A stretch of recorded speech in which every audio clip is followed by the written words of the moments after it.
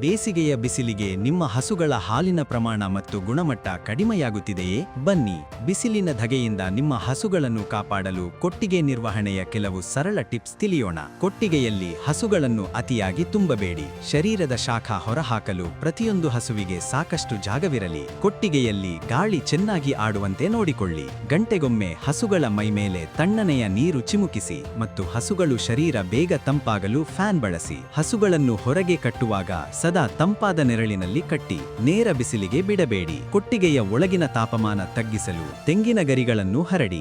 ಮೇವನ್ನು 1-1.5 ಸೆಂಟಿಮೀಟರ್ನಷ್ಟು ಸಣ್ಣದಾಗಿ ಕತ್ತರಿಸಿ ನೀಡಿ. ಇದರಿಂದ ಜೀರ್ಣಕ್ರಿಯೆ ಸುಲಭವಾಗಿ ಹಸುಗಳ ಆರೋಗ್ಯ ಸುಧಾರಿಸುತ್ತದೆ. ಈ ಬೇಸಿಗೆಯಲ್ಲಿ ನಿಮ್ಮ ಹಸುಗಳ ರಕ್ಷಣೆಗಾಗಿ ಮತ್ತು ಹೆಚ್ಚಿನ ಹಾಲು ಹಾಗೂ ಗುಣಮಟ್ಟ ಪಡೆಯಲು ಇಂದೇ ಮಿಲ್ಕ್ ಲೈನ್ ಆಯುಷ್ ಪಶು ಆಹಾರ ನೀಡಿ. ಬಿಸಿಲಿನ ಒತ್ತಡದ ಸಮಯದಲ್ಲಿ ಆಹಾರದ ನಿರ್ವಹಣೆ ಹೇಗಿರಬೇಕು ಇದನ್ನು ತಿಳಿಯಲು ಈ ಸರಣಿಯ 2ನೇ ಭಾಗವನ್ನು ನೋಡಿ. ಅಲ್ಲಿಯವರೆಗೆ ನಮ್ಮ ಪೇಜ್ ಫಾಲೋ ಮಾಡಿ.